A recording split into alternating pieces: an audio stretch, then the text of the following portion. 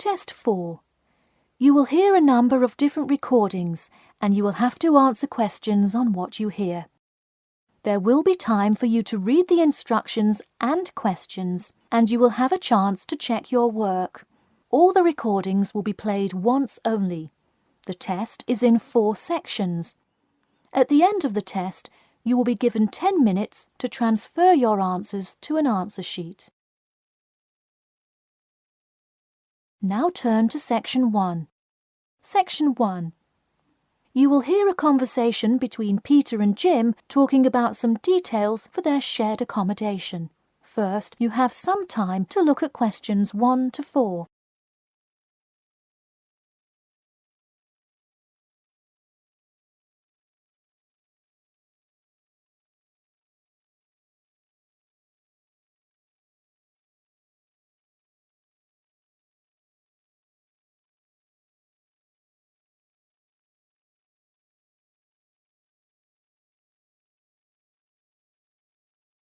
You will see that there is an example which has been done for you. On this occasion only, the conversation relating to this will be played first. Hey Jim, it's Peter. Oh, hey Peter, what's up? I thought I'd call so we could hammer out the details for next year's lease. Peter says that he wants to hammer out the details for next year's lease with Jim. So, lease has been written in the space. Now we shall begin. You should answer the questions as you listen, because you will not hear the recording a second time. Listen carefully and answer questions 1 to 4. Hey Jim, it's Peter. Oh, hey Peter, what's up? I thought I'd call so we could hammer out the details for next year's lease. That's a good idea. Did we ever decide on how to split the total rent? Well, I was thinking, since my room is bigger, I probably should pay a little more. So I could pay £110 and you could pay £80. Does that sound okay? Considering that my old apartment cost me £100 for a smaller room, I'm definitely all right with that. Hey, I was looking at a map of the area and can't seem to find a bus stop near it. Do you know where we would catch the bus? Well, the bus is actually pretty far from us, but we have that garage that we can park our cars in. Wow, that's great. Convenient parking is hard to find, so we're lucky we have that. Okay, so we have a whole lot of things we'll need to buy when we move in. How do you want to split that up? I was wondering, do you still work at the supermarket? Yep, every Tuesday and Saturday. Would you be able to buy things from there if I sent you a shopping list? Sure, I can do that. Great. Then I can take care of whatever else we need that you wouldn't get at a supermarket. If you want, I'll pick you up from work that day and we can go to the apartment together. Oh, that would be great, thanks. No problem. That way we can split the cost of petrol. Works for me. It's so expensive these days, isn't it? It's downright obscene. Before you hear the rest of the conversation, you have some time to look at questions 5 to 10.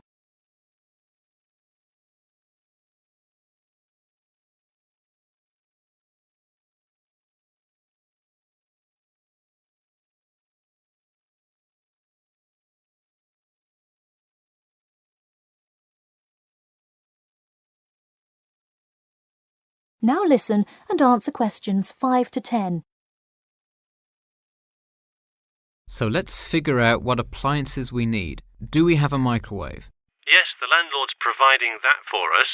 Hey, do you still have that space heater, though? We need one for the kitchen since it's not connected to the central heating. All right, I'll bring that. Anything else? Well, I have some dining room and living room furniture I can bring, so that should take care of most of the big stuff. You know what we do need, though? Could you bring a toaster? I actually don't have one. It doesn't come with the microwave.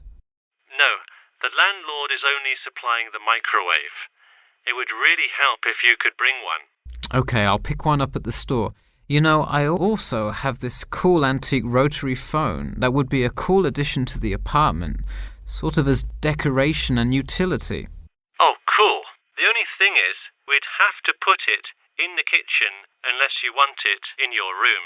Why not put it in the living room? The living room's too loud to have a phone conversation. The noise sort of carries. So if one person is trying to watch TV or have friends over, the person on the phone won't be able to hear. Okay, well I guess kitchen it is then. Any other big things we need? That seems like everything. That's all I can think of. And of course, move-in is... June the 1st. I can't wait. We'll be able to watch the big game in our new apartment. It's going to be awesome. Yeah, we can move in the morning and then Friday night we can sit back and cheer on Liverpool. I have an exam in the morning, but we'll be done around 11 a.m. and can move in after. Wait, Liverpool? You're joking, right? I thought you were a Manchester United fan. Man U? No way. Liverpool all the way. Oh no, I don't know if I can live with a Liverpool. Welcome to all of you. Can everybody see and hear me? Good. I'm Sarah Connor, an HR representative of Earn and Learn. I have been asked today to talk to you about our company.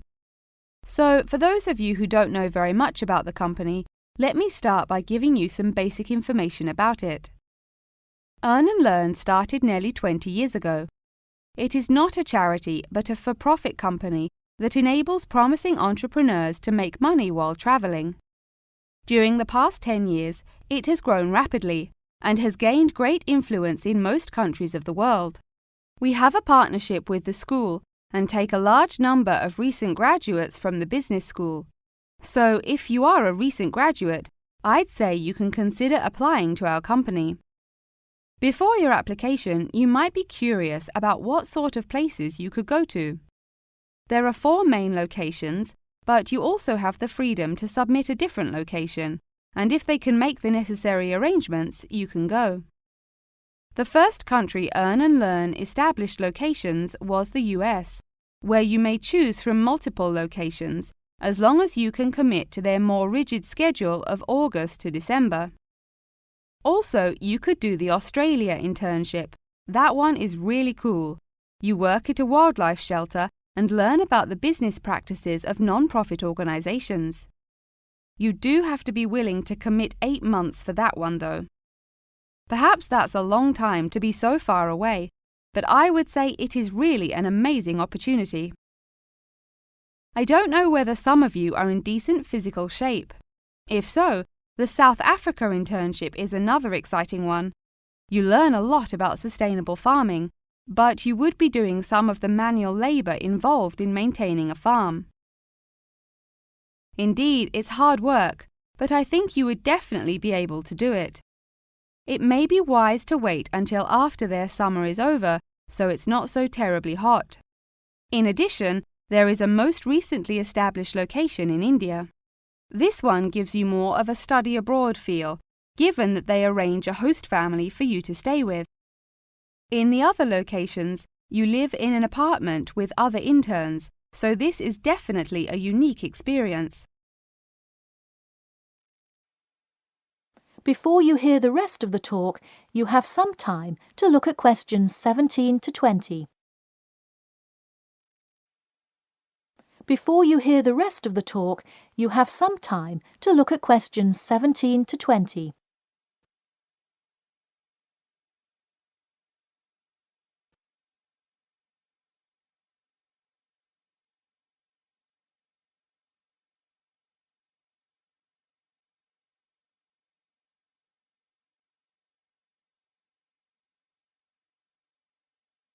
Now listen and answer questions 17 to 20.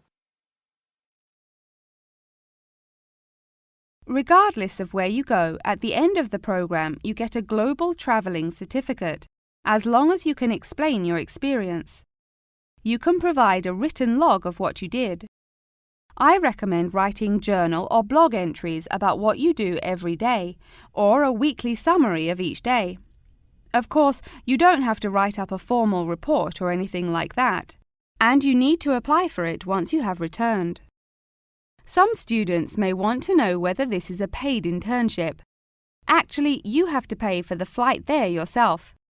But you have the opportunity to create your own small business, which could earn you money if it's successful. So basically, you pay for it all up front, but when you're there, you can find ways to make money. That is to say, you pay for 2/3 of the cost up front as a deposit, and then give the final installment 1 month prior to your return. Finally, I have to remind you that you need a health check before you go, to make sure you're not going to spread any communicable diseases. In addition, before you go, you don't have to attend any meetings or workshops. You'll meet everyone you'll be working with once you get there. Okay, well, that's all I've time for today. Thanks for listening, and I'm happy to take any questions if you have them. That is the end of Section 2. You now have half a minute to check your answers. Section 3. You will hear a student called Margaret Parkinson talking about the class she missed on Thursday with her professor. First, you have some time to look at questions 21 to 26.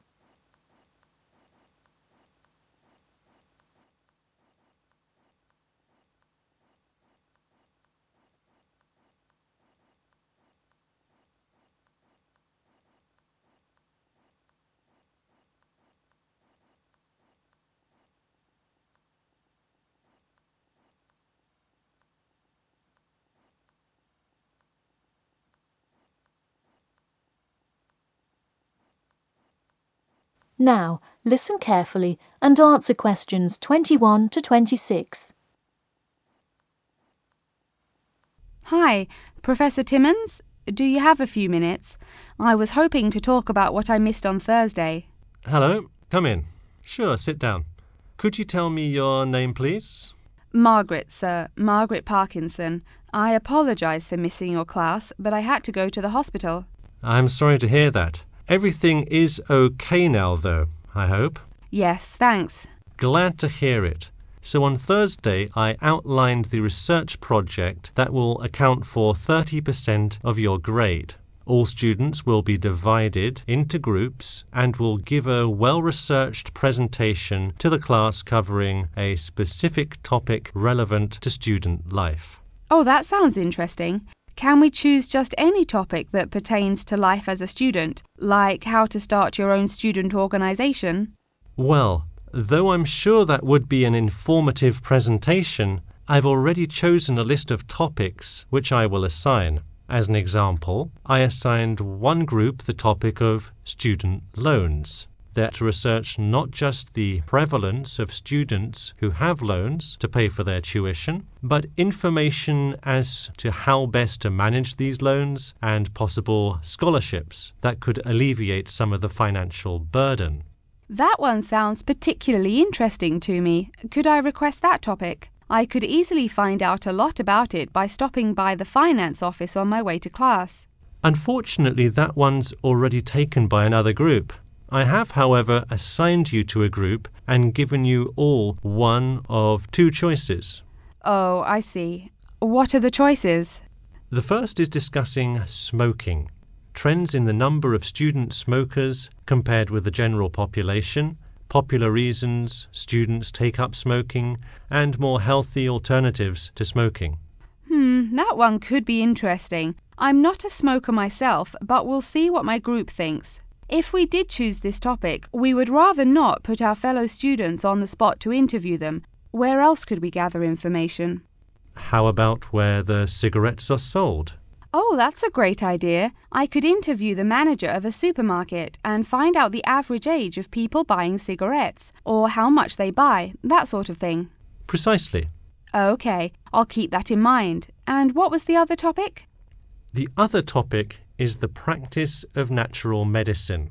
It sounds far more specific than the others, but it is more of an exercise of outlining a career path.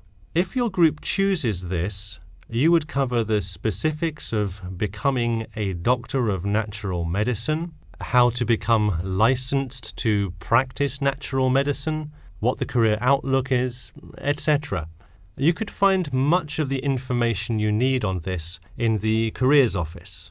Wow, that would be really helpful. not just in learning about natural medicine, but in how to approach researching any career path. That's the idea.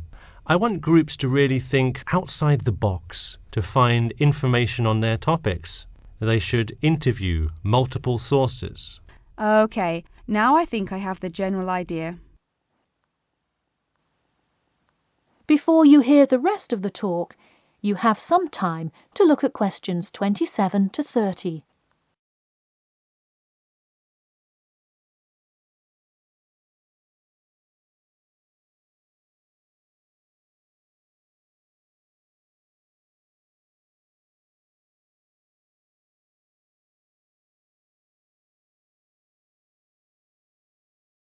Now, listen carefully and answer questions 27 to 30. When is the presentation due? I expect each group to send me an email attachment of the plan ahead of time by October 10th, so that I can ensure that you are on the right track. Oh, that's actually really reassuring. I would hate to spend so much time on a presentation only to find we had taken it in the wrong direction. So when is the presentation? I let groups choose from the list of time slots I have between November 1st and November 5th. Okay, how about the 3rd? I'll have to check with my group, of course, but maybe we could write a tentative time? Sure, let me take a look. I'm actually booked completely through the 3rd and 4th now. How about sometime in the afternoon of the 5th? Great, how about 2 o'clock? No problem. I'll pencil your group in. Okay, thanks. And to clarify, what exactly is due in the first phase? Before the October deadline, I want your group to have compiled resources and then to provide some initial data analysis to support your claims. Okay, so data analysis is due the 10th of October, and then the Presentation? Yes. The final phase is simply giving the presentation on the 5th of November. All right, I think I have all the information I need. Thanks. You're welcome. See you in class tomorrow. That is the end of section 3. You now have half a minute to check your answers. Section 4. You will hear an introduction about an eco-friendly building called the Gherkin. First, you have some time to look at questions 31 to 40.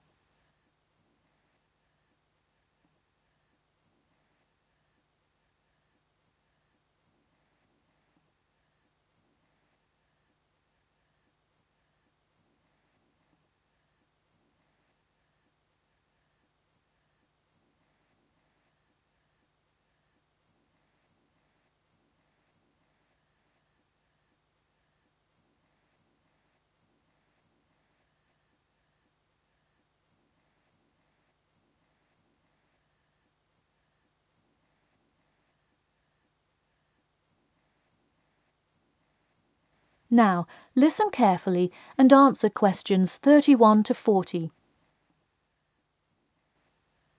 Today, I'd like to tell you about how UK architects are playing their part to address the issue of global warming. You have seen many of these iconic buildings while going about your everyday life, but you may not know how they are affecting your tomorrow. In 2003, construction was completed on the famous Swiss rebuilding, or more informally called the Gherkin, a true masterpiece commissioned by the law offices of Foster and Partners. This is not the first ambitious endeavour of the firm. They are renowned for their various philanthropic environmental efforts. The Gherkin, with its cut-and-edge green initiative and sharp design, is gaining recognition as an icon in modern architecture. You can pick it out of the London skyline by its unorthodox cigar shape. While its appearance is the obvious attribute at which to marvel, there is far more to this building than meets the eye. And let's face it, there's a lot about this building that meets the eye. The building helps reduce the city's carbon footprint in a number of ways. Just a quick note, in case you're not familiar with the term carbon footprint, get used to it. It's a buzzword you'll hear relentlessly to talk about reducing emissions. Think of it as the amount of harmful greenhouse gases that are given off into the environment by a single person, organization, or product. So going back to the Gherkin building, perhaps the most obvious as well as the most significant eco-friendly feature is the glass windows, which allow light to pass through the building, both reducing heating costs and brightening up the workspace. The ingenuity behind the various eco-friendly aspects of the Gherkin has seen its fair share of publicity both from serious and silly sources. In a recent April Fool's Day edition, one e-publication printed a story detailing plans to replace 50% of the current exterior with grass, which would not only make large steps in the name of sustainability, but also give the building the green hue that would truly earn it the nickname of the Gherkin. The only drawback is, as you may have guessed, that this story was an April Fool's Day joke and completely made up.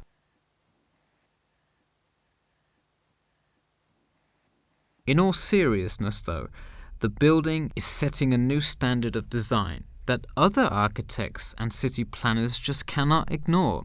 The building's bold and cost-efficient design has won a number of architecture awards, including the Stirling Prize, the London Region Award, and the Empress Skyscraper Award, among others.